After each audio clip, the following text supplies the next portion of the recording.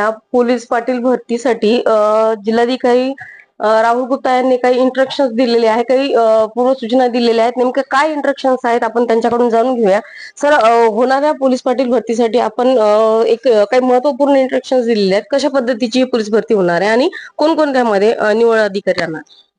Police Patil जे आहे, police Patil आपण 343 पोलीस पाटील यांची भरती करू लागलो हिंगोली जिल्ह्यामध्ये. आता हिंगोली जिल्ह्यामधले जे म्हणजे पोलीस पाटील जेव्हा भरतात त्याच्यामध्ये उपविभागीय अधिकारी जे नोडल ऑफिसर असतो त्याच्यामध्ये आता आम्ही वेळापत्रक त्यांना काढून दिलेलं आहे. वेळापत्रकानुसार आता आरक्षण जे आहे आम्ही 5 तारखेपर्यंत काढून घेणार आहे.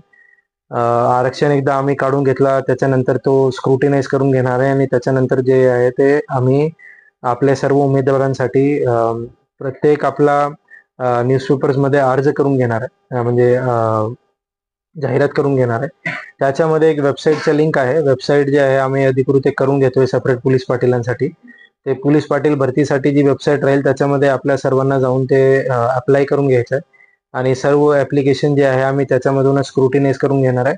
आणि त्याच्यानंतर आपली जी परीक्षा आहे तो 8 फरवरीला आम्ही ठेवलेली आहे.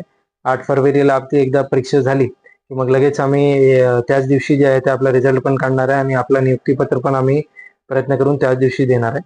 आपल्या सर्वांना या चॅनलच्या माध्यमातून आपले दर्शकांना हे सर्व म्हणजे आवाहन करू इच्छितो की आपल्याला कुठला पण बाहेरच्या कोणी म्हणत असाल किंवा कोणी पण काहीतरी सांगत असाल त्याची आपण काहीतरी दिशाभूल ची ह्याच्यामध्ये पडू नका, कुठली ह्याच्यामध्ये बडीमध्ये पडू नका.